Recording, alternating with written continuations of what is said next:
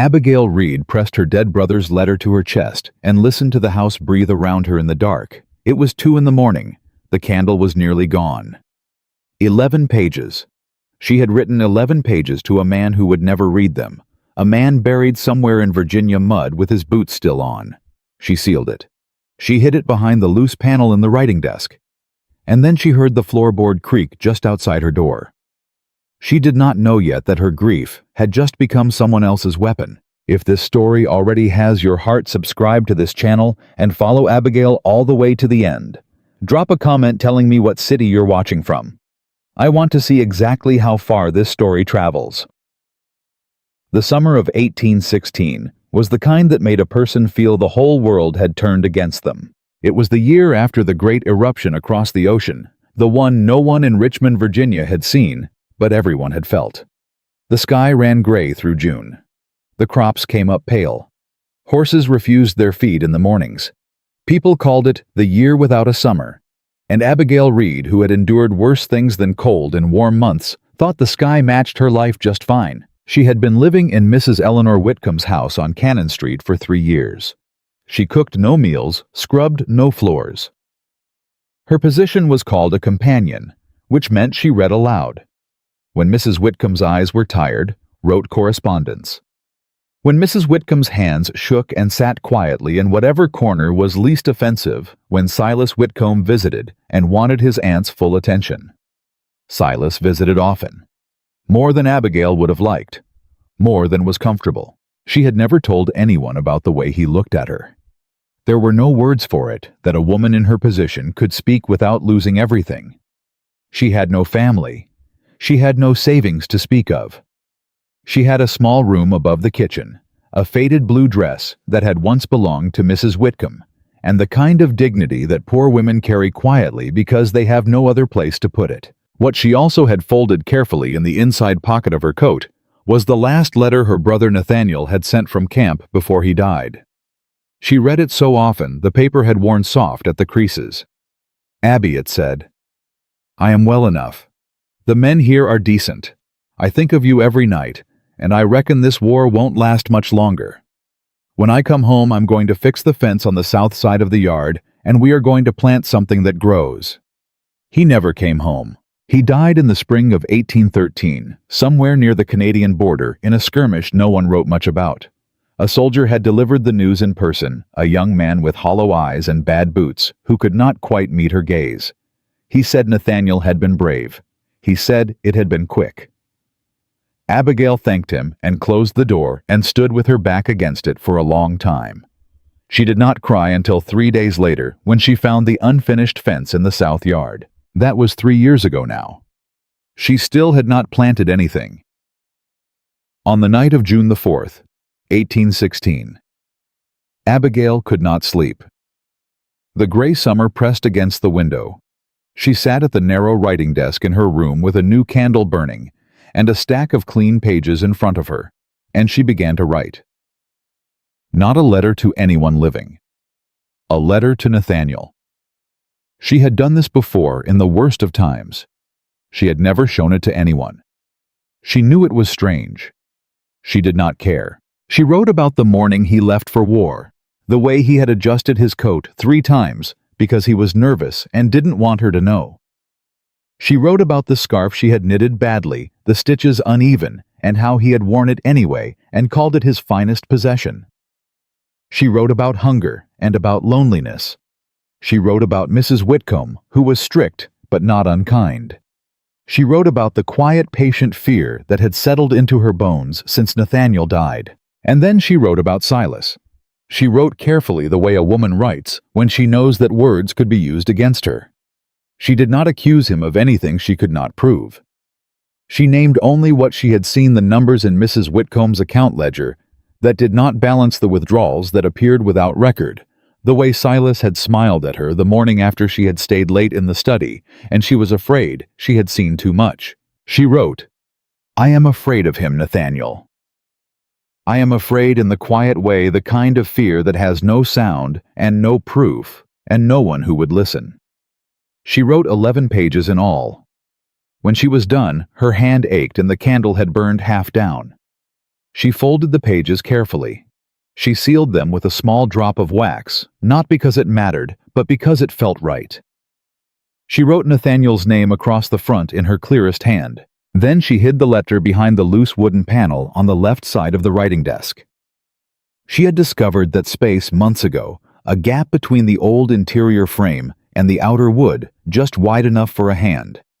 She had put a spare button there once, and a ribbon and a pressed flower, from the day she had walked to the river alone, and felt just for an hour like herself. Now she put the letter there too. She blew out the candle and lay down. She did not sleep easily. She never did on the night she wrote to Nathaniel. But eventually the gray summer dark did its work, and she closed her eyes. She did not hear the floorboard just outside her room settle back into stillness.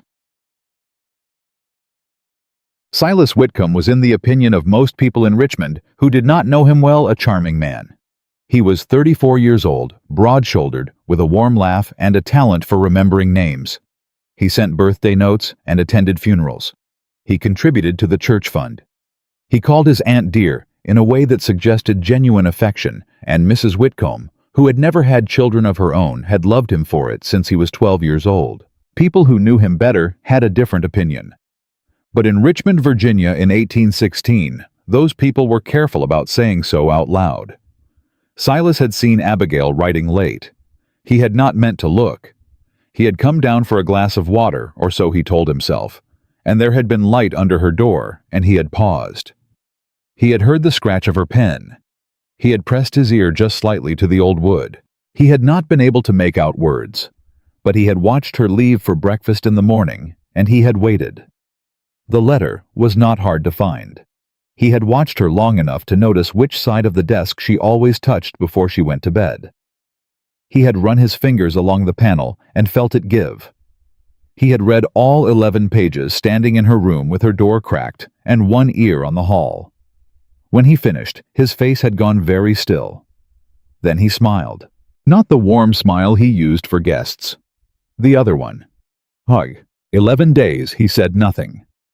11 days, Abigail carried her work through the house and answered Mrs. Whitcomb's correspondence, and read aloud from the newspapers every evening, and she did not once check behind the panel, because she trusted it, and because trusting it was the only peace she had. On the 12th morning at breakfast, Silas appeared. He was well dressed. He was easy in his chair. He buttered his bread with the careful satisfaction of a man who is about to do something he has looked forward to. "Dear Aunt," he said pleasantly, "I have been thinking of hosting a small gathering this Friday. A few friends. Supper, a little music, and afterward a reading." Mrs. Whitcomb looked up from her tea. "A reading. A private letter has recently come into my possession." He did not look at Abigail. "Quite dramatic. Quite sentimental. I believe the company will find it most entertaining." The silence lasted only a breath. Abigail's cup was in her hand. She set it down. She set it down slowly and without a sound, because her entire body had gone cold, and the only thing she could manage in that moment was not to break anything. "How delightful!" said Mrs. Whitcomb, already returning to her paper. "Friday will do very well." Abigail excused herself. She walked to her room. She knelt at the writing desk. She pressed the panel. Empty. She stared at the empty space for a long moment. Then she stood. She smoothed her dress. She walked to the window and pressed her forehead against the cool glass and breathed. There was a small folded note in the gap where the letter had been. She had not noticed it until now. She took it out. "Friday evening," it said. "Do try to attend." Boy, she had 4 days. She sat at the edge of her bed that afternoon and counted her choices the way a person counts coins when there are not enough of them. She could run. She had nowhere to go. No relatives within a week's travel. No savings that would carry her past the edge of the county.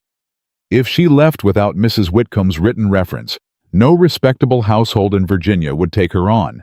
And without a position, she would be on the road with nothing but her faded blue dress and Nathaniel's old brass compass, which she kept in the pocket of her coat and touched when she needed to remember that someone had once thought she was worth writing home about. She could tell Mrs. Whitcomb. She turned this over and put it down. Silas was family. She was hired help. The widow was not unkind, but kindness and belief were not the same thing, and Abigail was not certain that Mrs. Whitcomb, who loved her nephew as she had loved no one else, would choose the word of a poor companion over the word of the man she had raised. She could search his room. She tried this. On Wednesday night, when Silas was out at his club and Mrs. Whitcomb was asleep, Abigail moved through the second-floor rooms with her candle cupped in her hand and her heart loud in her ears. She checked the desk. She checked the wardrobe. She checked the small locked box on the shelf and found nothing she could open. Silas was careful. He had always been careful. She came back to her room and sat with Nathaniel's compass in her lap and thought. The compass was brass and dented on one corner. Nathaniel had sent it to her in the spring of 1812, a month before the war began. In case you ever feel lost, he had written in the small note tucked beside it, "North is always North, Abby. Don't let anybody tell you different." She turned it in her fingers until the needle settled, and then she made her decision. She would go. She would not hide in this room on Friday evening while Silas stood in another house and read her grief to strangers for sport. She would not give him the pleasure of her absence. She would not let him look at the empty chair where she should have been and smile. If he wanted to humiliate her, he would have to do it with her watching. She did not know yet what she would do after that, but she would be there. Friday came the way the worst days do, slowly, in the hours before and then all at once. Abigail dressed in the faded blue dress. It was old, but it held its shape. She pinned her hair back cleanly, and she set her face into an expression she had practiced, not blank, not frightened, not anything that would give Silas a single thing to feed on. She put Nathaniel's compass in her reticule. She walked the 3 blocks to Silas's house alone in the gray summer evening with her spine straight and her breath even and her hands folded in front of her like a woman going to church. Inside, there were perhaps a dozen guests. She knew most of them by name, if not by feeling. Richmond was that kind of city. Silas greeted her at the door. "Miss Reed."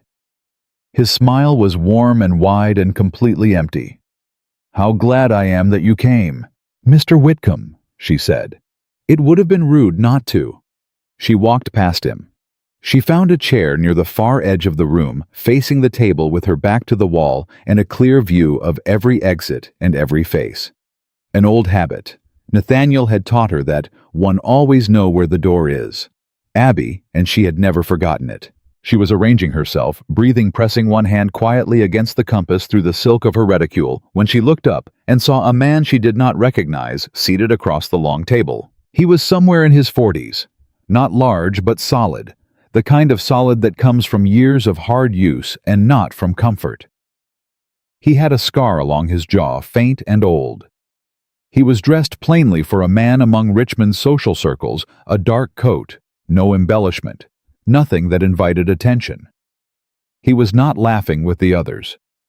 He sat with one hand on the table and watched the room the way Abigail watched rooms, looking at exits, reading faces, noting what did not fit. He looked at her. She looked back. Something passed between them. Not warmth, not yet, but recognition.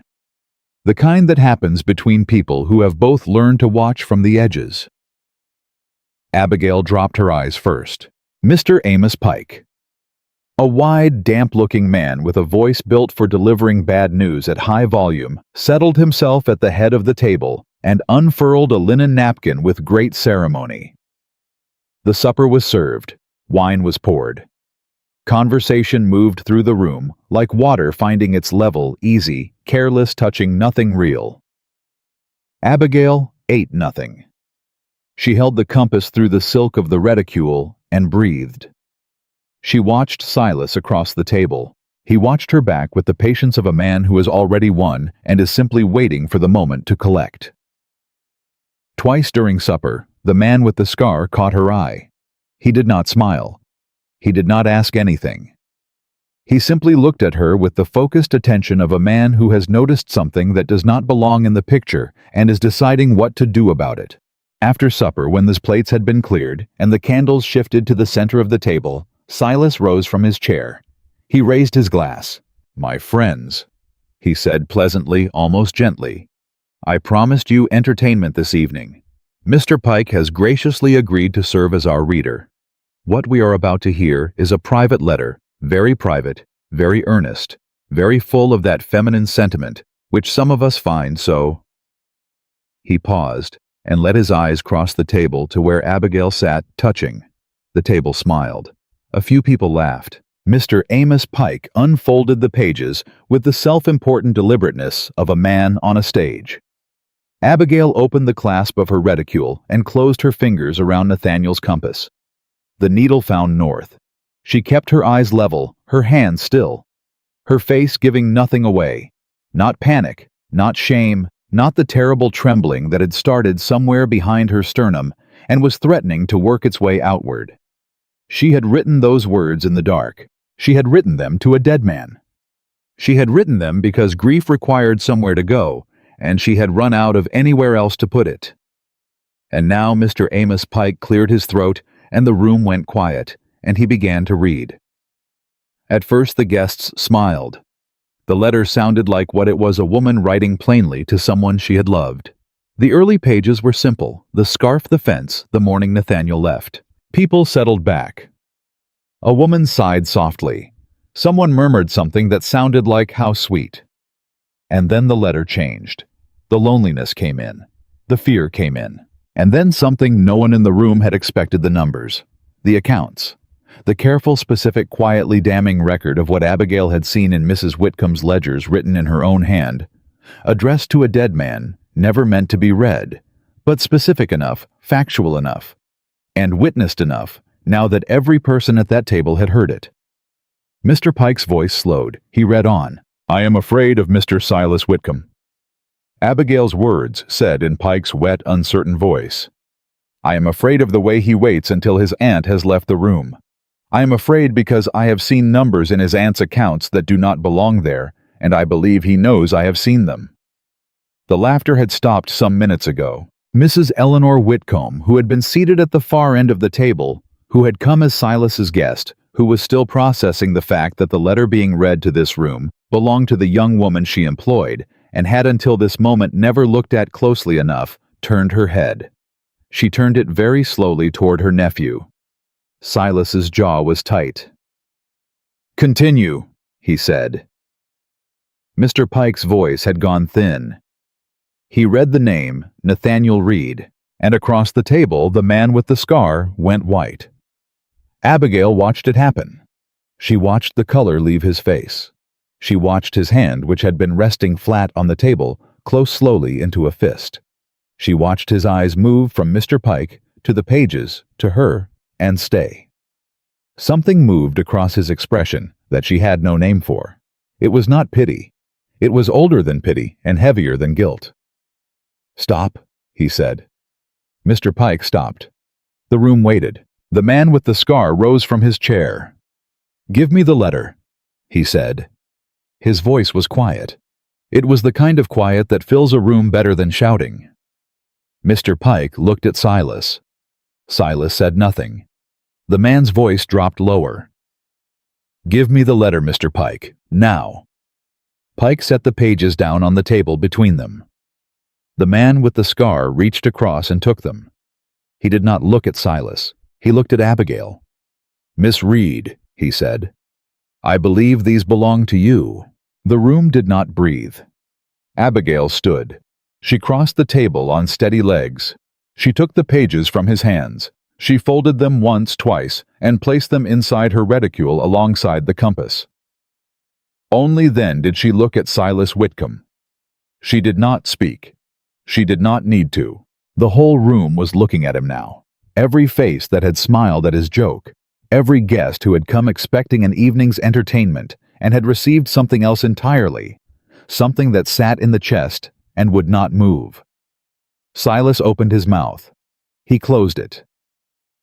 The man with the scar turned to face him, and his voice, when it came, was even and exact and left no room for a response. "You stole a woman's private grief," he said, "and brought it to your table to amuse yourself. And in doing so, you placed testimony about your own conduct into the ears of every person in this room." He paused. "I want to know your name, sir. Your full name. I am Colonel Thomas Ashford, late of the United States Army." And I knew Nathaniel Reed. The silence that followed was the kind that changes rooms permanently. Abigail's grip on her reticule tightened. Nathaniel, she thought. He knew Nathaniel. But she did not say it. She kept her face still and her spine straight and her eyes forward because she had walked into this house prepared to lose everything in front of witnesses, and she had not lost. Not yet. Not tonight. Silas Whitcomb looked at the faces around his table, the discomfort, the turning away, the expressions of people beginning to reassess what they had agreed to attend, and for the first time in 11 days, his smile did not come. The silence in Silas Whitcomb's dining room lasted long enough to become something solid. Then Silas laughed. It was not his real laugh, not the warm, easy one he used at church socials and widows' dinners. It was the other kind, thin at the edges, built from habit rather than amusement.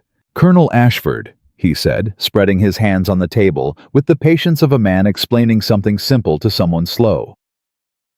"This is a private gathering." The letter was shared in the spirit of entertainment. Surely a man of your experience understands that women of Miss Reed's station are sometimes given to dramatic expression. I meant no real harm. Ashford did not blink. "You stole it from her room," he said. "I found it. You found it behind a sealed panel in a writing desk that does not belong to you in a room you had no business entering, and you read it aloud to 12 people for sport." Ashford's voice did not rise. It did not need to. "Call it what you like, Mr. Whitcomb. The room heard the same thing I did." Silas's jaw tightened. He looked around the table at the faces that had been laughing 20 minutes ago, at the faces that were now doing something much more uncomfortable than laughing. He looked at Mr. Amos Pike, who had developed a sudden fascination with his own hands. He looked at Mrs. Eleanor Whitcomb, who sat at the far end of the table with her teacup forgotten and her eyes fixed on her nephew with an expression Silas had never seen on her before. She looked uncertain. In 34 years of knowing his Aunt Silas Whitcomb had never once seen her look uncertain. He did not like it. "Aunt Eleanor," he said softer now, reaching for the version of himself that had always worked best with her. "You know how I feel about this household. You know I would never—" "The accounts," Mrs. Whitcomb said. One word, 2 syllables. She said them the way a judge sets a gavel down. Silas stopped. "The letter mentioned accounts," she said quietly. "Numbers that did not belong. Miss Reed." She turned and for the first time all evening looked at Abigail directly. "How long have you known?" Abigail stood very still. This was the moment she had not planned for. She had walked into this house prepared to be humiliated. She had not prepared herself for being asked to testify in the wreckage of Silas's trap with every eye in the room on her face. She pressed her thumb against the brass compass through the silk of her reticule. "North is always north, Abby. Don't let anybody tell you different." "Since February," she said. Her voice came out even. She was quietly grateful for that. "I noticed a discrepancy in the household ledger when I was helping you draft correspondence for the bank. I marked the page.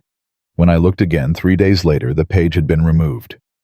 Mrs. Whitcomb turned back to her nephew. Silas's expression had gone somewhere past careful. There was something underneath it now, something harder and colder and much less charming. "She is a servant," he said. "She reads what she is given access to and makes assumptions. You would take the word of a paid companion over your own family. I would take the word of a woman who has served me faithfully for 3 years. Mrs. Whitcomb said, "over the word of a man who just admitted to entering her private room." She folded her hands on the table. "That will do for tonight, Silas. I believe our guests are tired." It was a dismissal dressed as a courtesy. Everyone at the table understood it. The guests began to rise. Silas did not move immediately. He sat for a moment longer than was comfortable looking at Abigail with an expression she filed carefully away, not because she needed it now, but because she understood with the particular clarity that fear produces that this was not over. Then he pushed back his chair and smiled. "Of course," he said pleasantly. "Good evening, everyone. I apologize for the unexpected drama. Miss Reed." He inclined his head toward her with perfect manners. "I trust you will not hold tonight against me." She said nothing. He walked out of his own dining room with his hands easy at his sides, and Abigail watched him go, and felt the knot in her chest pull tighter, not looser. A man like Silas Whitcomb did not lose gracefully. He regrouped. Colonel Ashford appeared beside her as the room began to empty. He was not close, a respectful distance, the kind a man keeps when he understands that a woman who has just survived something does not immediately want to be crowded. "Miss Reed," he said, "do you have a way home tonight?" "I walked," she said. 3 blocks. "I will walk with you if you have no objection." She looked at him. He was watching the door through which Silas had just disappeared with the focused alertness of a man who had spent years assessing which threats were finished and which ones had simply changed direction. "You knew my brother," she said. It was not a question. Something moved across his face, not flinching exactly but close. "Yes, ma'am," he said. "I did." She nodded once. "Then walk with me." They left the house together. Behind them, Mrs. Whitcomb was speaking in low tones to 2 of the remaining male guests, men of standing, men whose names carried weight in Richmond. Abigail noted this. She noted everything now, with the sharpened attention of someone who had just learned how quickly a room could change, and who had no intention of being caught unprepared again. The summer evening was gray and still. They walked in silence for half a block before Ashford spoke. "Your brother talked about you constantly," he said. "Every camp, every march, Abigail this and Abigail that. He said you were the most sensible person he had ever known, and that if the army had allowed women to enlist, you would have outranked half the officers inside a month." Abigail's throat tightened. "He was partial," she said. "He was accurate," Ashford said. "I have met a fair number of officers in my time, Miss Reed. Tonight you walked into a room knowing what was about to happen, and you sat through it with more composure than most men I have served beside." She did not answer right away. They walked another half block. "He asked you to find me," she said, "after he died." A pause, brief, but she felt its full weight. "Yes," Ashford said. "You didn't." Another pause. "No," he said, "I did not." She wanted to ask him why. She wanted to stop walking and turn and ask him what had prevented him for 3 years from finding Nathaniel Reed's sister and making certain she was not alone in the world. She wanted to know whether it had been cowardice or grief or simple failure of attention, because the answer mattered to her in a way she could not quite articulate yet. But they had reached Mrs. Whitcomb's front gate, and the porch light was burning, and Abigail was suddenly aware that she had been awake since before dawn, and that her hands inside her gloves were trembling. "Thank you," she said, "for tonight." "I did very little," he said. "You stood up," she said, "in a room full of people who were sitting down. That is not very little, Colonel Ashford. That is most of what the world ever asks of anyone, and most people still won't do it." She went inside before he could answer. She climbed the stairs to her room. She sat on the edge of her bed. She opened her reticule and took out the compass and the letter, and held one in each hand for a long time. Then she put them both away, lay down fully clothed, and stared at the ceiling until the gray summer dark thinned into morning. She did not sleep. She was thinking about Silas, because Silas Whitcomb had walked out of that room smiling, and that was the most dangerous thing that had happened all evening. The next morning arrived with the particular cheerfulness that bad days sometimes wear as disguise. Mrs. Whitcomb summoned Abigail to the parlor before breakfast. Abigail came prepared. She had rehearsed in the hours between lying down and rising every version of this conversation. She had prepared herself for doubt. She had prepared herself for the speech that began with "I value your service, but," and ended with a reference letter and a week's notice. She had not prepared herself for what Mrs. Whitcomb actually said. "Sit down, child." Abigail sat. Mrs. Whitcomb stood at the window. She was 71 years old, and this morning she looked every year of it, not frail, but weary in a way that had nothing to do with sleep. "I need you to tell me everything you saw in the accounts," she said. "From the beginning. Leave nothing out." Abigail told her. It took 40 minutes. She was specific and she was calm, and she laid out each discrepancy in the order she had discovered it, with the dates and the figures she had memorized, because she had known somewhere below conscious thought that she might someday need to say them out loud. Mrs. Whitcomb listened without interrupting. When Abigail finished, the old woman was quiet for a moment. "How much?" she said. "I cannot know exactly," Abigail said. "What I could see suggested at least $400 over 18 months. Possibly more." The page that was removed would have shown the full picture. Mrs. Whitcomb made a sound that was not quite a word. "He has been managing a portion of the estate since his father died." She said more to herself than to Abigail. "I trusted him because he was family." "Yes, ma'am." "Family," she repeated. The word came out stripped of everything it was supposed to mean. She turned from the window. "You should have told me," she said, and then, before Abigail could respond, "No, no, I understand why you did not. What would you have said? What proof did you have, and who in this household would have believed a companion over a Whitcomb?" She said it flatly, without accusation, which somehow made it worse. "You had no good options, Miss Reed. I did not give you any." Abigail said nothing. "I am going to have the accounts examined," Mrs. Whitcomb said. "Properly by someone outside this family. I am going to do it quietly, and I am going to do it thoroughly. In the meantime, I want you to remain in this house. Your position is secure. That is not in question." "Thank you, Mrs. Whitcomb." "Do not thank me." The old woman's voice was sharp, not at Abigail, at something else, something behind her own eyes. "I owe you more than a secure position. I owe you an apology. I am not ready to make it fully yet, because I am still too angry at him and at myself and at the fact that a woman working in my own house was afraid to speak and had no one to speak to." She paused. "But I will be ready. Give me time." Abigail looked at her, this proud, strict, genuinely decent woman, who had taken too long to see what was happening in her own home, and felt something complicated move through her chest. Not forgiveness. Not yet. That word required more than a morning's conversation, but something close to understanding. "I will give you time," she said. She went back to her work, and Silas came back 3 days later. She had expected it. She had lain awake 2 nights calculating the specific shape of his next move, and she had arrived at the same conclusion. Both times he would not come in through the front. He would not confront his aunt directly, not yet. Not until he knew how much she knew. He would come through a side door, and that side door was Abigail herself. He arrived on a Tuesday afternoon when Mrs. Whitcomb was resting, and the house was quiet. He did not knock on Abigail's door.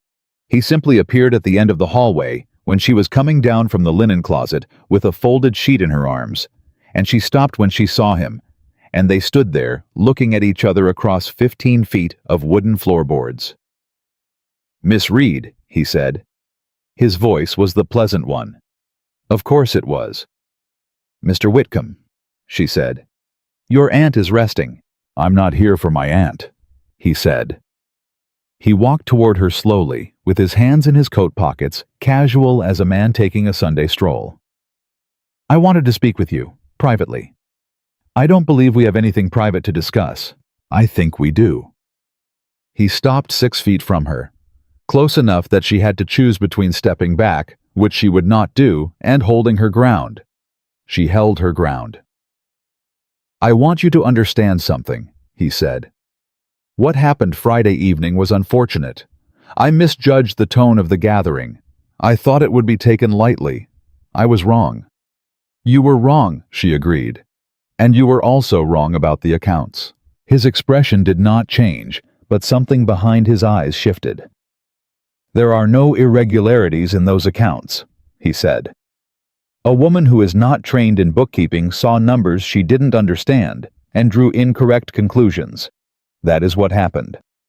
Colonel Ashford has recommended an independent review of the household finances," she said.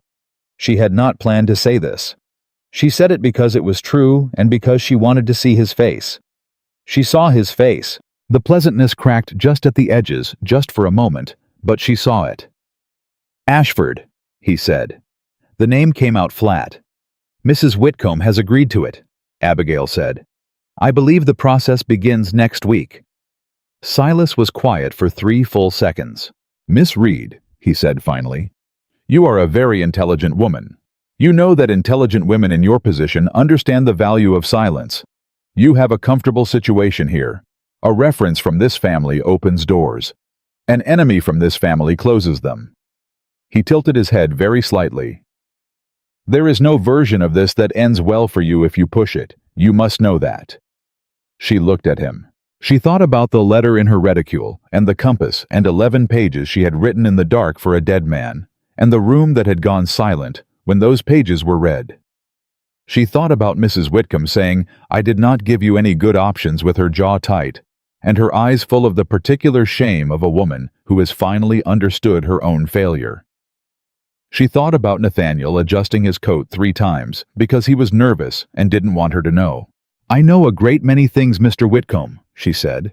I know what $400 taken from a widow's estate over 18 months looks like in a ledger. I know the date the page was removed. I know what you said to me in the hallway in March and what you said to me in April, and I have written down both conversations in full detail and given the document to Colonel Ashford for safekeeping. She paused.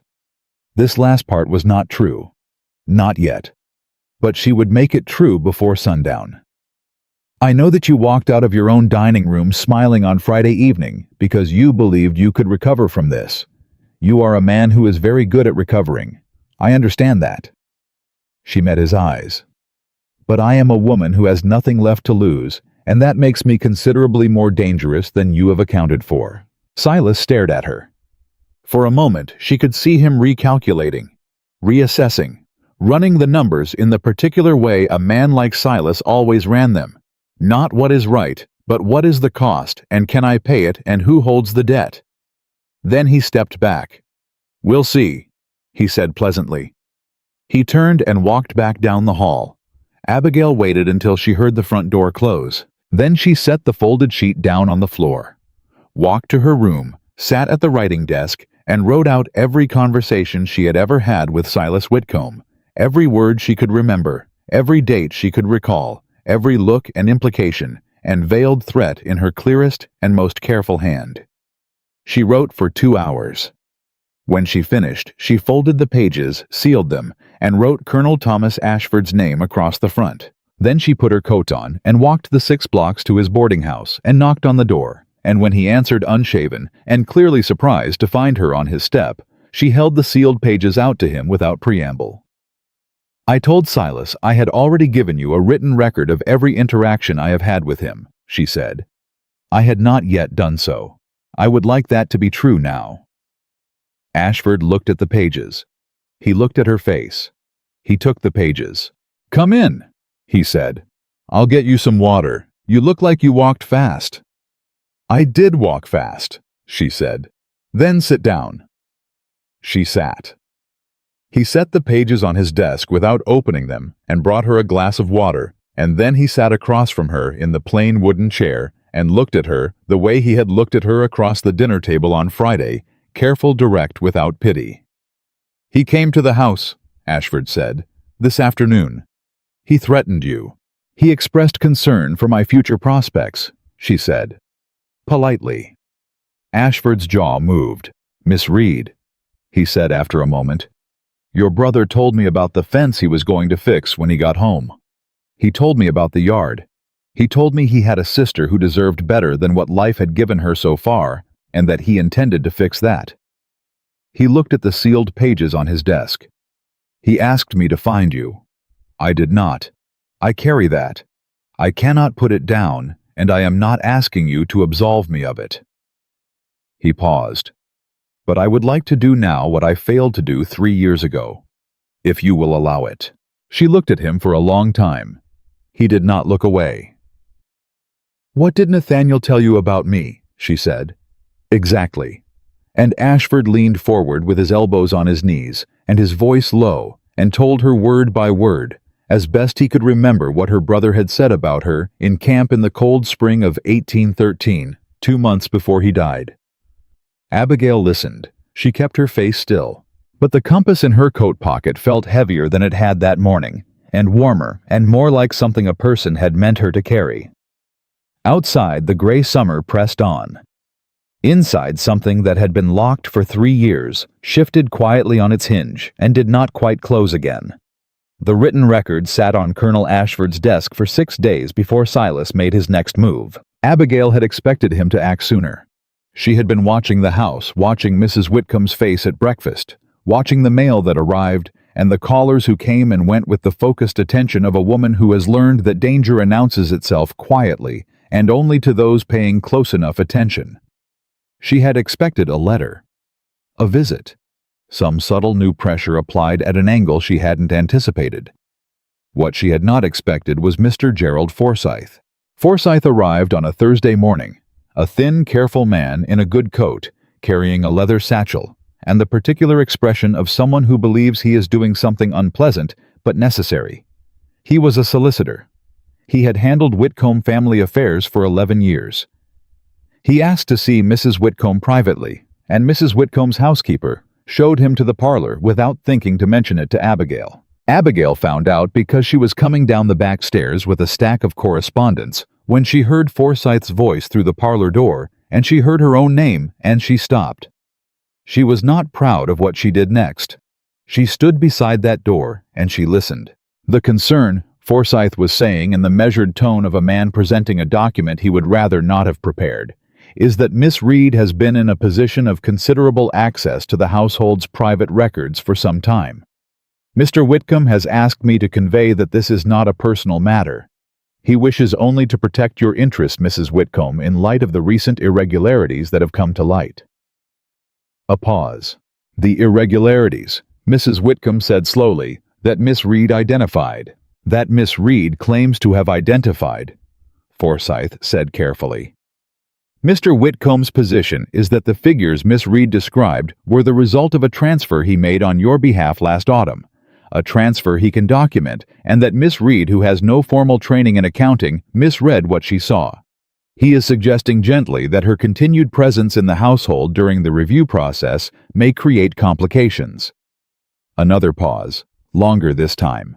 He wants her removed, Mrs. Whitcomb said. He wants the process to proceed without the potential for confusion, Forsyth said.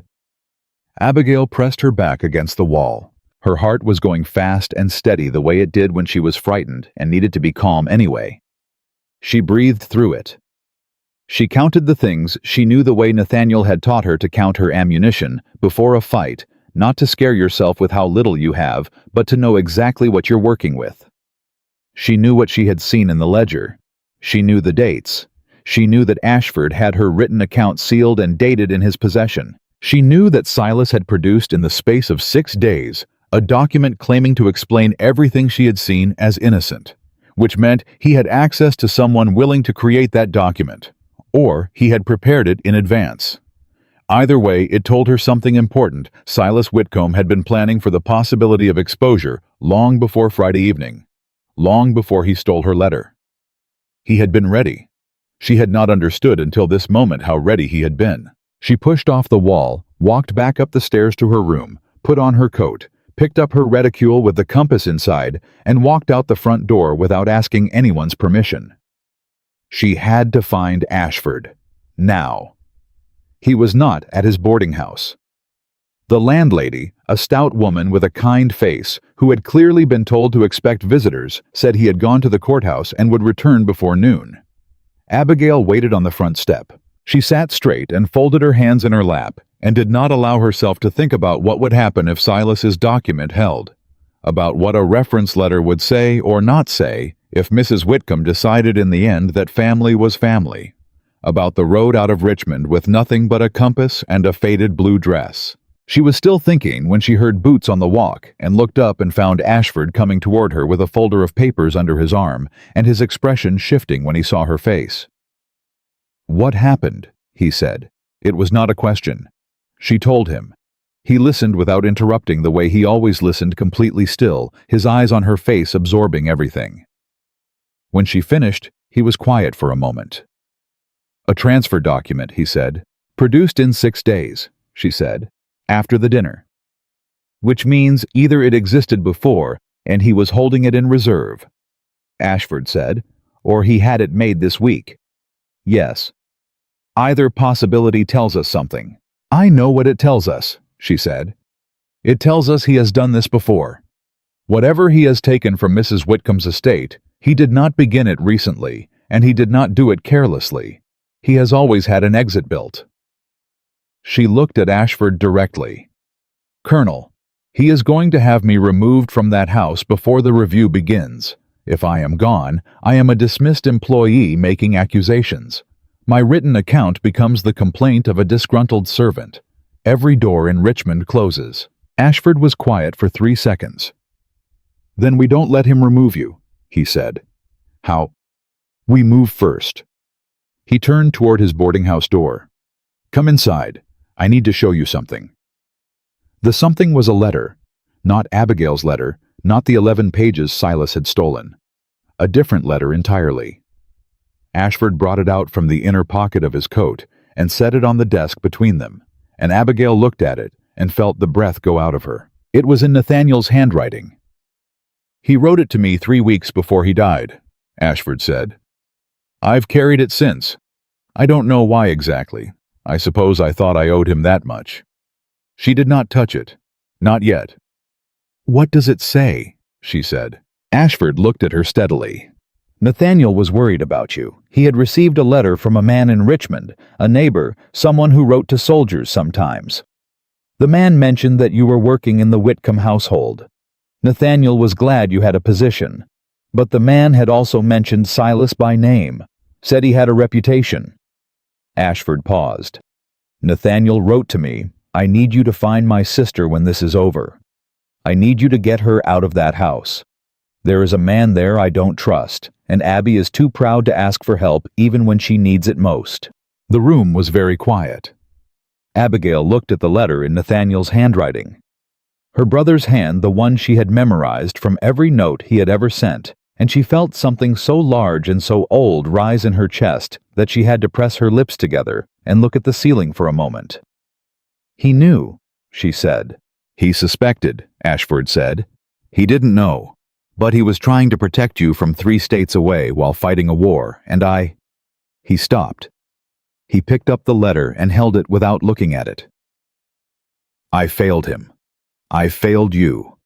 That letter has been in my pocket for 3 years, and I am standing here telling you about it because I cannot undo those 3 years, but I will not waste another day of them. She reached across the desk and took the letter from his hand. She read it. It took 2 minutes and felt like much longer. When she finished, she folded it carefully along its original creases and held it in both hands. This is evidence, she said, of Nathaniel's concern, not of Silas's crimes directly. No, she said. But it is a letter dated and witnessed from a dead soldier expressing specific concern about a specific man in a specific household. Produced alongside my written account and Mrs. Whitcomb's own questions about the ledger. She looked up. Colonel, we need to be in that parlor, today, before Forsyth leaves and before Silas's document becomes the story Mrs. Whitcomb is working from. Ashford picked up his coat. They walked back to Cannon Street together quickly, not talking. Mrs. Whitcomb was still in the parlor when they arrived. Forsyth had not yet gone. He was gathering his papers when the housekeeper showed Ashford in, and he looked up with the careful neutrality of a man who has just realized the situation is more complicated than he was paid to handle. Silas was there too. He had arrived at some point in the last hour.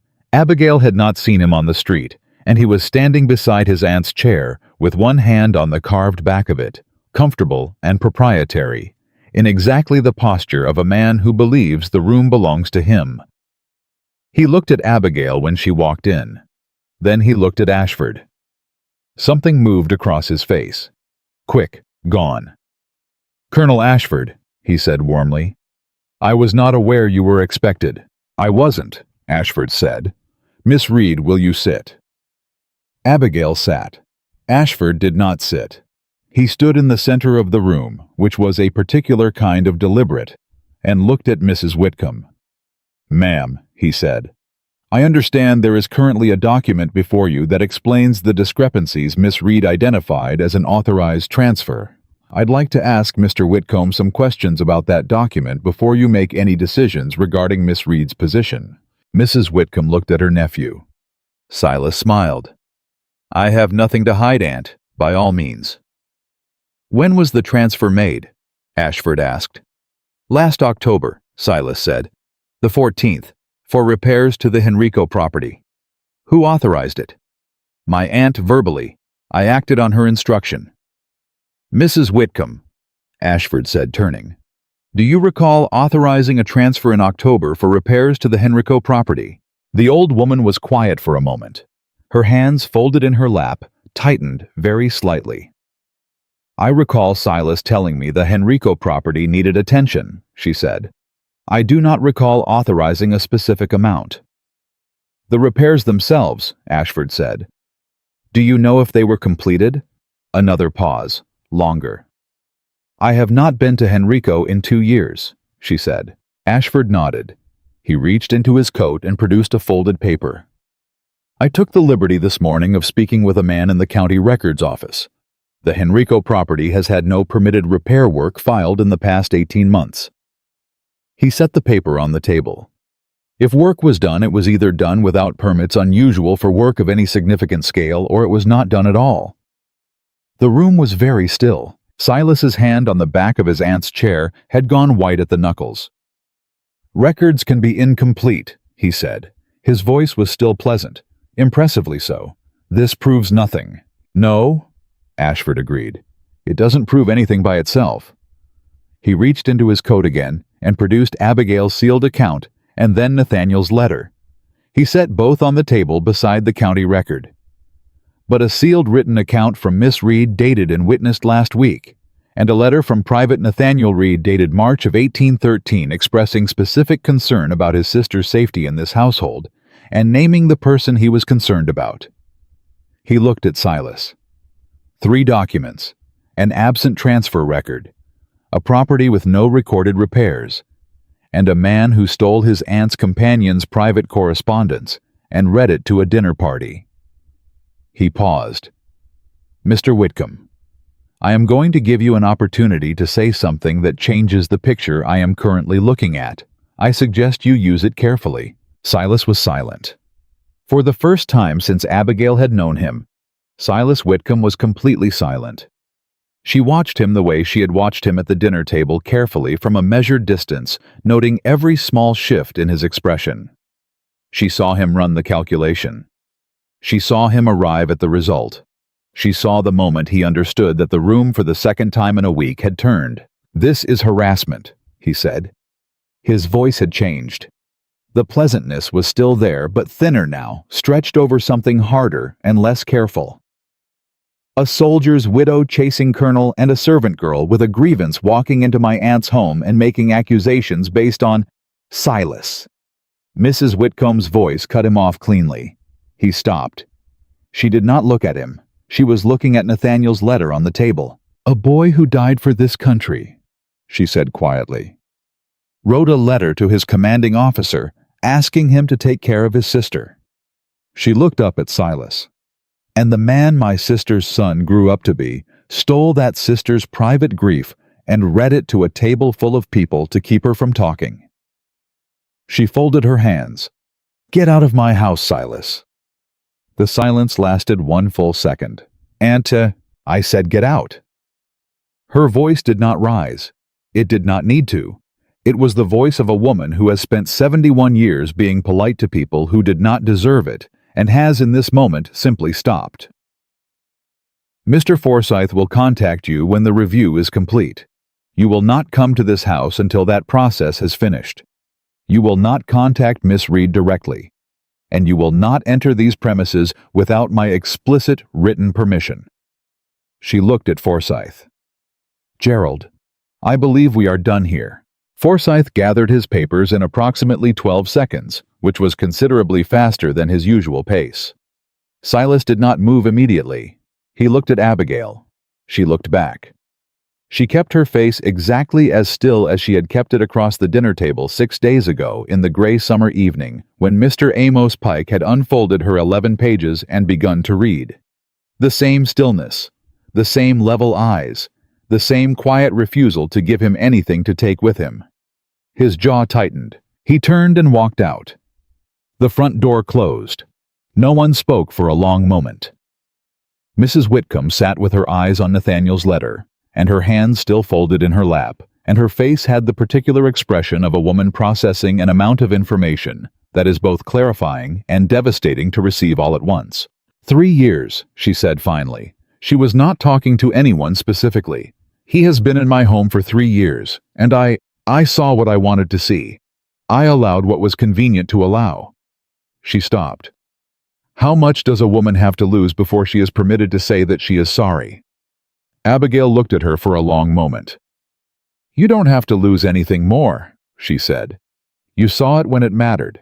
That counts for something.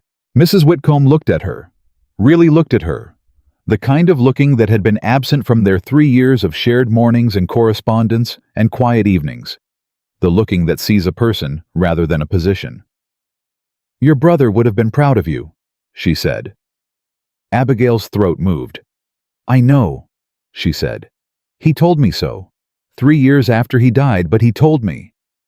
She looked at Nathaniel's letter on the table. She looked at Ashford, who was standing back from the two women, with the particular respect of a man who understands when a room belongs to someone else. He met her eyes. She thought about what he had said on his boarding house step. I cannot undo those 3 years, but I will not waste another day of them. And she thought about how much she had spent the last 3 years being afraid in a quiet way that had no sound and no proof and no one to listen. She was not afraid right now. She was something else. She was not sure yet what to call it. It felt like the compass in her pocket, not warm exactly, but oriented, pointing somewhere she had not been before and had not known to look for. Outside, the gray summer pressed on, but inside that parlor with 2 witnesses and a dead soldier's letter on the table, and Silas Whitcomb's footsteps fading down Cannon Street, Abigail Reed breathed in and breathed out, and understood for the first time since Nathaniel died that the fence in the south yard might yet be fixed, and that she might be the one to fix it. The audit began the following Monday. Mrs. Whitcomb hired 2 men from outside Richmond for it, an accountant from Fredericksburg and a legal clerk recommended by a judge she had known for 30 years and trusted with her life. She did not tell Silas they were coming. She did not send word to Forsyth. She simply had the household ledgers pulled from the study, laid on the dining room table, and opened. Abigail was not in the room when they worked. She had not been asked to be there, and she did not ask to be. She had said what she knew, and given what she had, and she understood, with the particular restraint that poor women develop out of necessity, that pushing further than you were invited would only cost you ground you had already earned. So she went about her work, correspondence, reading aloud the small machinery of a household that does not stop because its owner is confronting a betrayal, and she waited. She was good at waiting. She had been practicing for 3 years. On the first day, nothing was said to her. On the second day, the accountant from Fredericksburg asked to speak with her directly, and she sat across from him at the dining room table for an hour and answered every question he put to her with the specific date, exact answers she had been carrying in her memory since February. He wrote everything down and looked at her over his spectacles twice with an expression she could not quite read, something between professional respect and mild alarm. When the hour was over, he said, Miss Reed, I want to confirm you have had no formal training in accounting. No, sir, she said. I read what was in front of me, and I remembered what I saw. He looked at his notes. You were off by $11 across 18 months, he said. Every other figure you recalled is exact. She did not know what to say to that. Your brother's name was Nathaniel, she said instead, because she had learned that when she did not know what to say, Nathaniel was a good place to start. The accountant looked up. My brother kept accounts for our father's farm from the time he was 14, she said. He taught me before he went to war. He said a woman who could read a ledger would never be entirely without power in the world. She paused. He was right. The accountant from Fredericksburg looked at her for a moment. Then he wrote something at the bottom of his page and said nothing more. On the third day, Ashford came. He came in the morning before the accountants arrived, and he asked to speak with Abigail privately in the parlor, and his face, when he sat down, told her before he opened his mouth that what he was about to say was not simple. Silas approached 2 members of Richmond City Council yesterday evening, he said. Men he has known for years, socially, the kind of men who owe him dinner invitations and small favors. What did he tell them? That I have a financial interest in Mrs. Whitcomb's estate, Ashford said. That I am pursuing this review not out of concern for Mrs. Whitcomb or you, but because I stand to benefit if Silas is removed as the family's primary agent. Abigail was quiet. Do you? She said. He looked at her steadily. No. Are you certain there is no connection? Nothing in your past dealings, nothing in any record that Silas could present as a connection. He cannot present what does not exist, Ashford said. But that is not entirely the point. A man like Silas does not need proof. He needs enough suggestion to make people hesitate. To make Mrs. Whitcomb hesitate. To make you hesitate. She looked at him. She thought about what she had learned in 6 days of knowing this man, the way he stood in rooms, the way he listened, the specific weight of guilt he carried for her brother, which was real and was not performance because she had seen too much performance in Silas Whitcomb to mistake one for the other. I am not hesitating, she said. Something in his face shifted. Miss Reed, I am not hesitating, she said again more firmly. Silas stole a letter from my dead brother's sister and read it to strangers. He has been stealing from an old woman who loves him. He is now attempting to discredit the one man who stood up for me in a room full of people who sat down. She folded her hands in her lap. Colonel Ashford, I am 26 years old. I have been afraid and careful and small for 3 years because I could not afford not to be. I am done being small. She held his gaze. What do you need me to do? He was quiet for a moment. I need you to trust me through whatever he does next, he said, because he is not finished. I know he's not finished, she said. I never thought he was. She was right. That afternoon, Silas appeared at the front gate. He did not come inside. He stood at the gate and asked the housekeeper to send word to his aunt that he wished to speak with her not inside, not with accountants and clerks and colonels, but privately, just the 2 of them, the way family spoke. Mrs. Whitcomb sent back one sentence. Send your request in writing to Mr. Forsyth. Silas stood at the gate for a long moment after he received this message.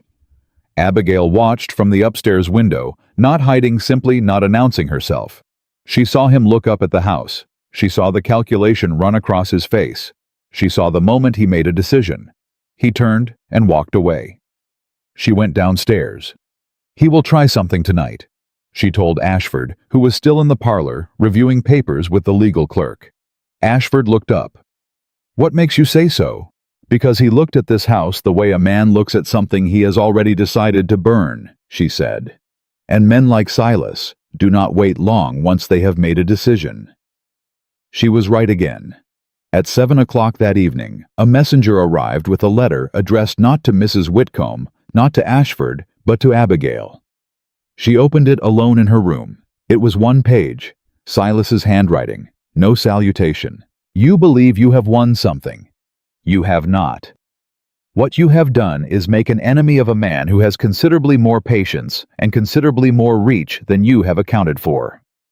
I am prepared to make public certain information about Colonel Ashford's conduct during the war conduct that his commanding officers overlooked at the time, but which would, in the correct hands, end his reputation in Virginia permanently. I am also prepared to make public that you and Ashford have been meeting privately and frequently since the evening of the dinner. You know what this city will make of that. Drop the review. Remove yourself from my aunt's house voluntarily, or I will remove both of you in a way neither of you recovers from. She read it twice. She folded it. She sat with it in her hands and breathed. Then she went downstairs and handed it to Ashford without a word. He read it. His face did not change in any dramatic way. He finished reading, refolded the letter along its creases, and set it on the table. He is telling the truth about the information, he said. There was an incident during the war, a supply decision I made that two of my senior officers disagreed with. They were overruled. The decision was correct, but it cost lives, and in the aftermath, there were questions. He looked at his hands. A man with the right connections could present what happened in a way that does considerable damage. Silas likely has those connections. The room was quiet. And the other part, she said, about us meeting. We have met 7 times in 6 days, he said. Twice at my boarding house. To discuss the review, she said. Yes, he said. We know that. Richmond will draw its own conclusions. She looked at the letter on the table. She thought about the road out of Richmond. She thought about a reference letter that said nothing meaningful, and a faded blue dress, and the compass that pointed north regardless of who was trying to tell her which direction to face. He wants me to run, she said. Yes. He has always wanted that, she said, from the beginning. That was the entire point of reading the letter, not to humiliate me in that room, but to make me feel so exposed, so stripped that I would leave before the audit could happen. She looked up at Ashford. He was afraid of me before he ever stole that letter. That is what I should have understood from the start. A man does not work that hard to destroy someone who does not threaten him. Ashford was looking at her with that focused attention, the one that saw her clearly without making her feel like a subject. What do you want to do? He said. I want to take this letter to Mrs. Whitcomb, she said. Tonight. And I want you to tell her about the incident during the war yourself, before Silas can present his version of it. Whatever happened, you tell her first, and you tell her honestly. She held his gaze. Can you do that? He was quiet for a long moment. Yes, he said. They went to Mrs. Whitcomb together. The old woman read Silas's letter at her writing desk, with her reading glasses low on her nose and her expression moving through 3 distinct phases. Recognition, then fury, then a cold and crystalline clarity that Abigail had not seen on her face before, but suspected had always been there, buried under decades of choosing comfort over confrontation. When she finished, she set the letter down.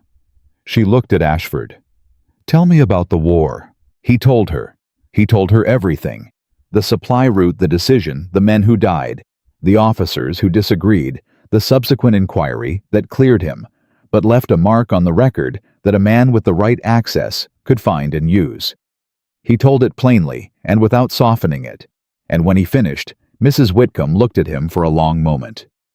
You believe you made the right decision, she said. I believe I made the best decision available with the information I had, he said. I am not certain they are the same thing. I have not been certain of that in 3 years. And yet you are here, she said, helping a woman you had never met because her dead brother asked you to. Yes, ma'am. That tells me what I need to know about your character, Colonel Ashford, she said. More than a record, more than a decision made in wartime, more than anything Silas Whitcomb could put in a letter. She folded Silas's letter in half. I will be sending this to Mr. Forsyth in the morning, with instruction to present it to the review board as evidence of interference. She looked at Abigail. And I believe it is past time I said something I should have said a week ago. Abigail waited. I owe you an apology, Mrs. Whitcomb said. A full one. Not the partial kind I offered you the morning after the dinner when I was still too angry to be generous. She straightened in her chair. You worked in my home for 3 years. You were frightened for months, frightened of a man I invited into this house, a man whose behavior I had seen and explained away, because explaining it away was easier than seeing my nephew clearly. You had nowhere to go, and no one to go to, and you made yourself as safe as you could with the only tools you had. She paused. I failed you. I failed you in the same way I failed your brother, which is to say that I failed you by not paying attention to what was happening inside my own walls. I am sorry, Abigail. I am genuinely, entirely sorry. It was the first time Mrs. Whitcomb had used her first name. Abigail felt it land. She did not cry. She had learned long ago to process large things in private, and this was a large thing, too large for a parlor, too large for an evening, the kind of thing that would need weeks and months to work its way fully through her. But she said, "I accept your apology, Mrs. Whitcomb." And she meant it.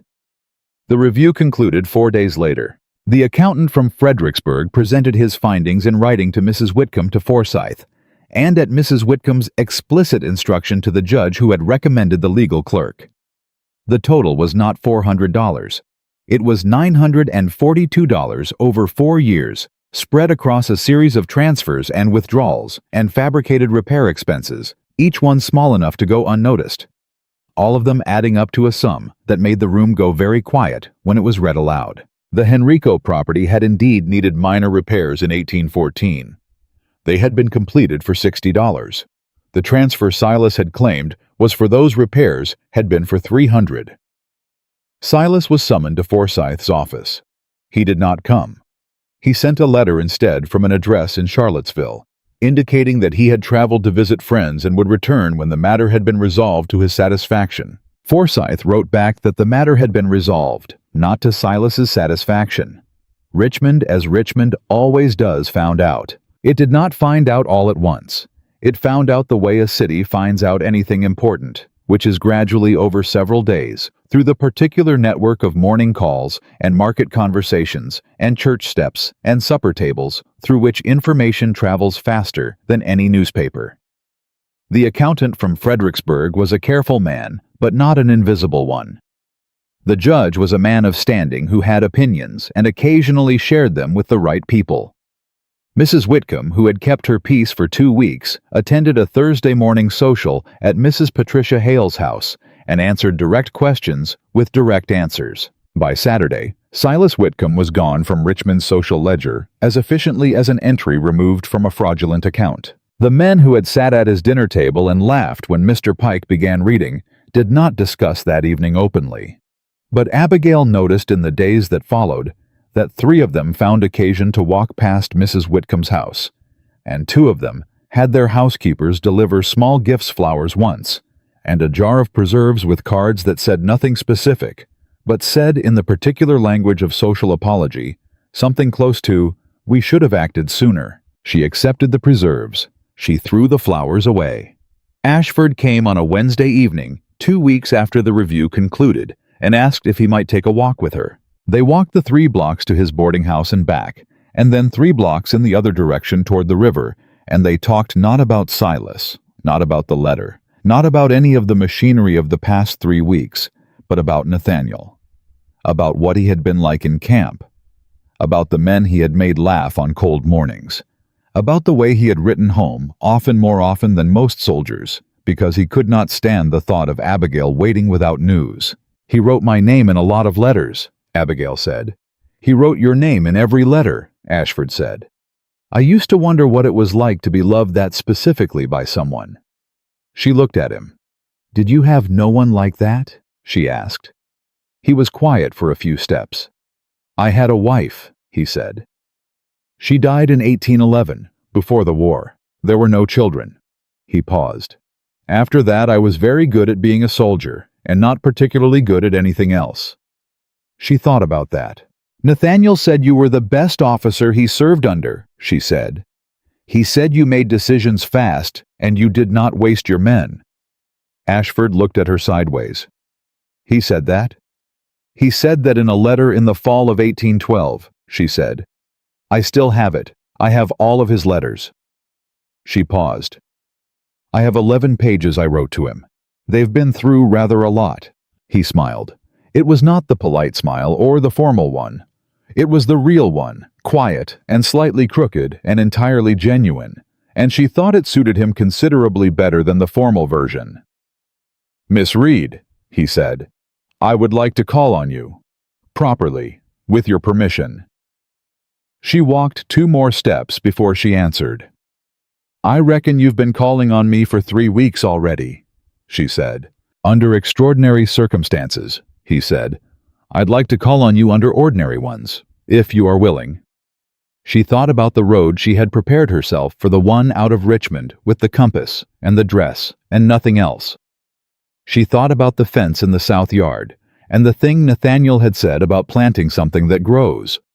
She thought about what it felt like to not be afraid. "I am willing," she said, "on one condition." "Name it," he said. "You call me Abigail," she said.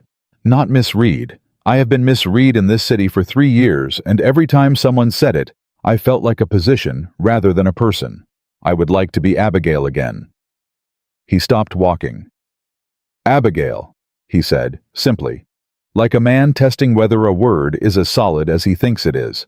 She looked at him in the gray summer evening, this careful, scarred, genuinely decent man, who had failed her brother and had spent 6 days trying to make it right, and she felt something settle in her chest that had not been settled in a very long time. "That'll do," she said. And they walked on. Silas came back.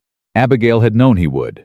She had told Ashford as much on the Wednesday evening they walked to the river, and she had told herself the same thing every morning since, in the quiet interval between waking and rising, when the mind is still honest enough to name what it is afraid of. A man like Silas Whitcomb did not simply accept being expelled from a room. He went away and regrouped and came back through a different door, and the only question worth asking was which door he would choose, and whether she would be standing on the right side of it when he did. He chose the legal door. He arrived in Richmond on the first Thursday of August with a lawyer from Alexandria and a counterclaim filed through Forsyth's office that alleged the audit findings were the product of a coordinated effort by Colonel Thomas Ashford, a man with documented military irregularities and a household servant who had been removed from her position for cause to defraud Mrs. Eleanor Whitcomb of her rightful family counsel and inheritance management. Abigail read the filing in Forsyth's office, with her hands flat on the desk and her face still. She had not been removed from her position for cause. She had not been removed at all. She was still in Mrs. Whitcomb's house, still writing correspondence and reading aloud in the evenings, still eating breakfast at the same table where she had heard Silas announce the reading and felt the blood leave her face 2 months ago. But Silas had written it as though she had been dismissed. He had written it as though she were the kind of woman who makes accusations from bitterness rather than truth, and the careful, formal language of the legal document made it sound almost reasonable. Almost. "He is trying to establish that you have a motive other than the truth," Forsyth said. He looked uncomfortable. He had looked uncomfortable for 2 months now, and Abigail had some sympathy for him. He was a decent man who had been handed indecent work, and had not known until too late what he was carrying. "I have only one motive," she said. "The same one I have always had. Miss Reed." Forsyth leaned forward. "The filing also questions Colonel Ashford's financial relationship with the Whitcomb estate. It suggests that Ashford stood to benefit from Silas's removal, that there is an arrangement between the two of you that has not been disclosed." "There is no arrangement," she said. "I believe you," he said. "But belief and proof are different instruments, and Silas's lawyer is very good at making them appear interchangeable." She was quiet for a moment.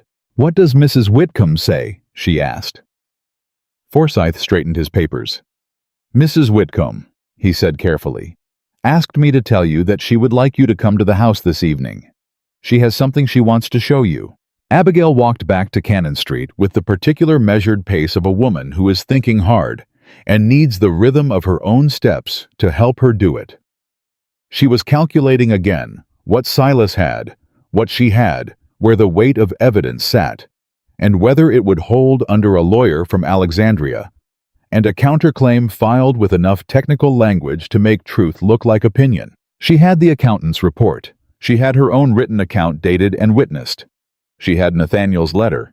She had $942 of documented theft across 4 years. Silas had a lawyer. And the particular disadvantage of being right, she had learned, was that being right required constant proof, while being wrong required only enough confusion to make people stop looking. Mrs. Whitcomb was waiting in the parlor. She was sitting at the writing desk, not the one in Abigail's room, but her own, the large one by the window, and she had a wooden box on the surface in front of her that Abigail had never seen before. "Sit down," she said. Abigail sat. "I need to tell you something," Mrs. Whitcomb said. "Something I should have told you when you first came to work for me 3 years ago and did not, because I was proud, and because I did not know how to say it without explaining things I had kept private for a long time." She opened the box. Inside were letters. Not Abigail's letters. Not the 11 pages. These were older, the envelopes worn at the corners, the handwriting on the outside familiar, in a way that made Abigail's breath catch before she had consciously identified why. Nathaniel's handwriting. "Your brother wrote to me," Mrs. Whitcomb said quietly, "beginning in October of 1812. He had met a soldier who knew my late husband. They had served together years before. He wrote to introduce himself and to ask whether I might know of any suitable situation for his sister in Richmond. He was going to war. He wanted to know you were safe before he left." She paused. "We corresponded 4 times. He told me about you in each letter. He told me you were educated, capable, and too proud to ask for help even when you needed it most." She looked at Abigail directly. "I hired you because Nathaniel asked me to misread. I told myself it was charity and an act of Christian conscience, but the truth is simpler than that. A young man who was about to go to war asked me to take care of his sister, and I said I would." The room was completely still. Abigail stared at the letters in the box. "You knew," she said, "from the beginning. You knew who I was." "I knew who your brother was," Mrs. Whitcomb said, "and I failed him. I took you in, and I kept you in a position that kept you small, and I allowed my nephew to make you afraid in my own house, and I called it charity when it was obligation, and I called it distance when it was cowardice." She closed the box gently. "These letters are yours. They were always yours. I have kept them too long already." She held the box out. Abigail did not take it immediately. She sat with the weight of what she had just learned pressing against her chest. The knowledge that Nathaniel had been looking out for her from 3 states away, from the middle of a war, from the last months of his life.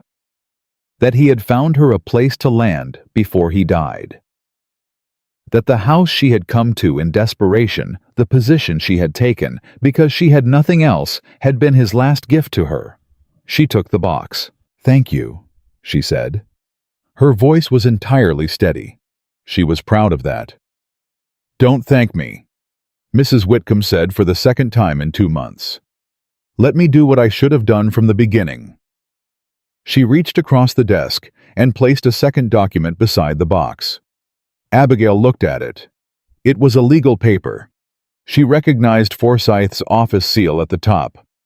She read the first paragraph twice before it fully resolved into meaning. Mrs. Whitcomb had amended her will. She had left Abigail Reed a sum of money.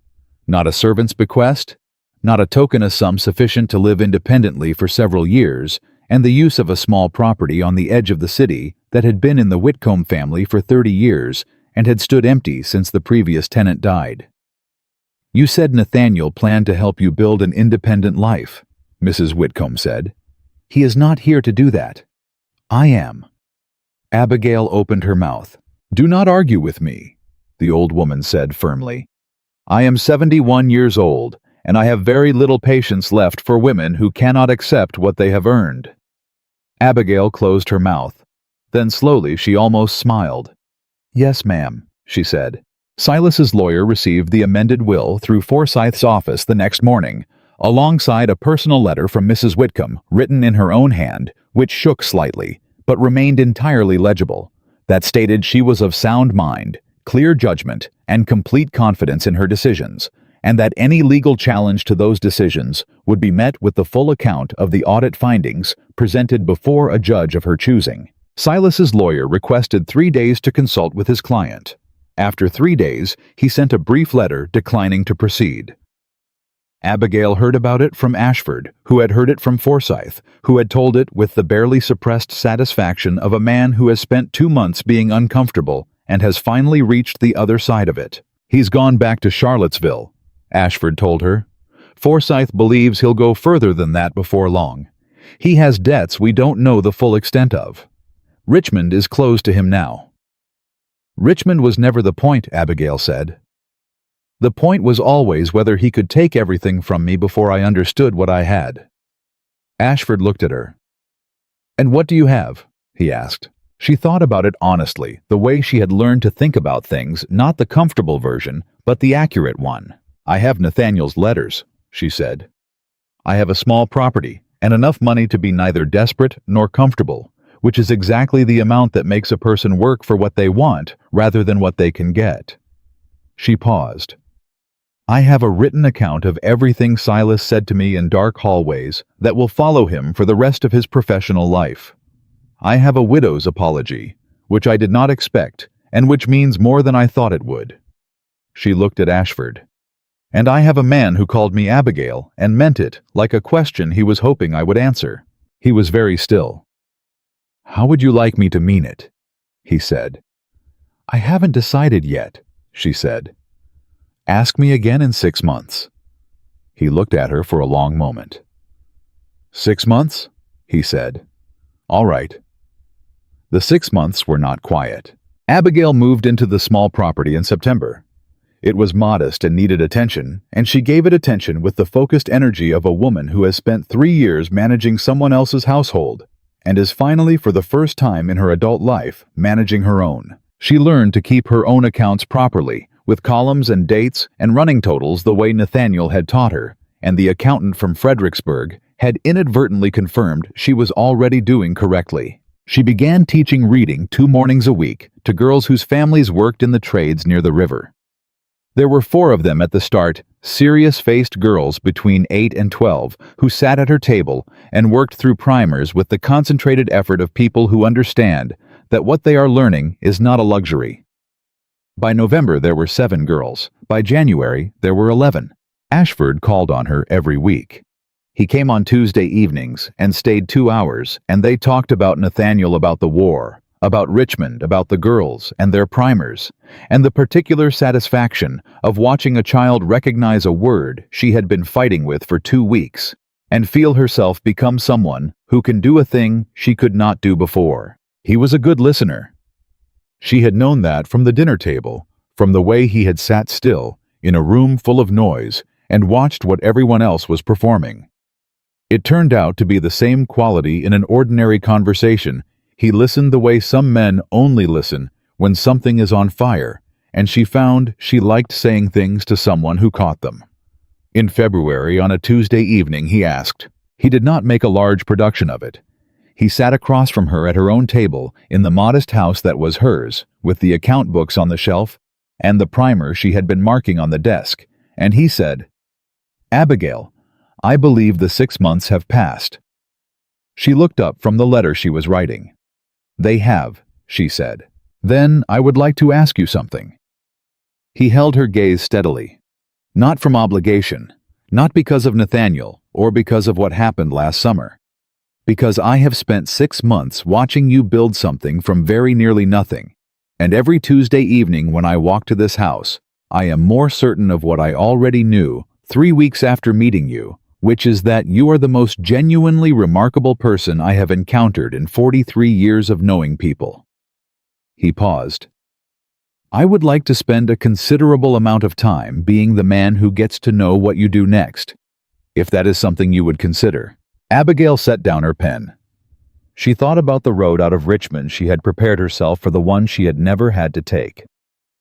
She thought about the compass in her coat pocket, the one she still carried every day, not because she was lost, but because it had been Nathaniel's, and because some things you carry not out of need, but out of love. She thought about what she wanted. Not what was practical, not what was safe, not what a woman in her position was supposed to want. What she, Abigail Reed, actually wanted when she stopped being careful long enough to look. She wanted to teach the 11 girls and the ones who would come after them. She wanted her own accounts in her own columns. She wanted Nathaniel's letters on the shelf where she could see them. And she wanted the man sitting across her table, the careful, honest, genuinely decent man who had failed her brother and spent 6 months trying to deserve the second chance to still be in the room on Tuesday evenings for a long time to come.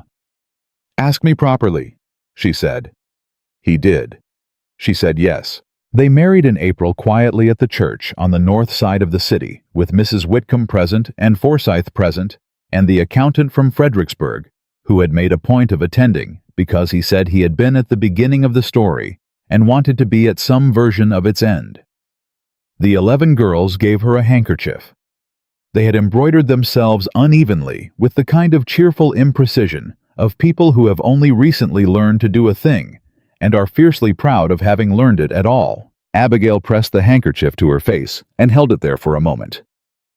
"Don't cry, Miss Abigail," said the youngest girl, who was 8 and had opinions. "You said crying makes the letters blur." "I said that about ink," Abigail said. "Same principle," the girl said.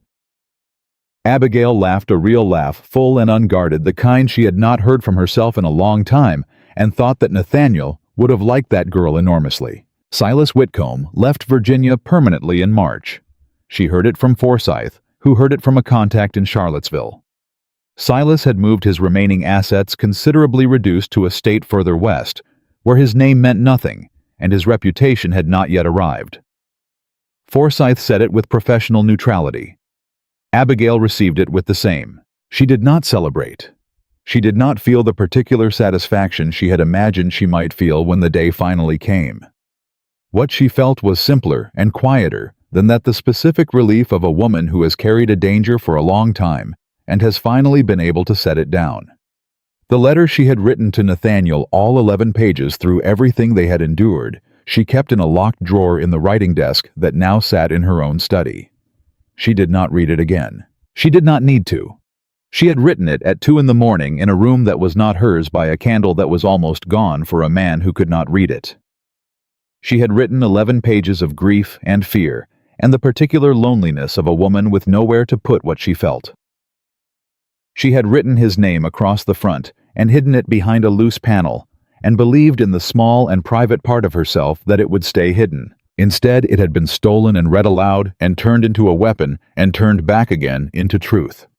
It had moved through a room full of people and come back to her changed, not because the words had changed, but because the world around them had.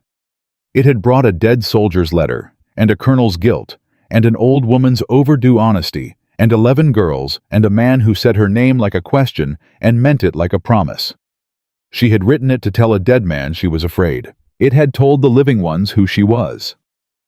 Years later, when one of her students, a girl who had grown up to be a teacher herself, asked Abigail what had changed her life, Abigail thought about it seriously, the way she thought about everything, and then she said, "A man tried to use the truth to ruin me.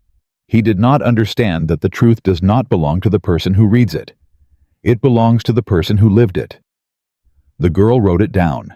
Abigail watched her write it and thought of Nathaniel adjusting his coat 3 times, and the unfinished fence, and the compass that always found north. They had read the letter to ruin her. But all they had done, all any of them had ever done, was give the world a clear look at a woman they had never bothered to see. And once the world saw Abigail Reed, it did not look away again.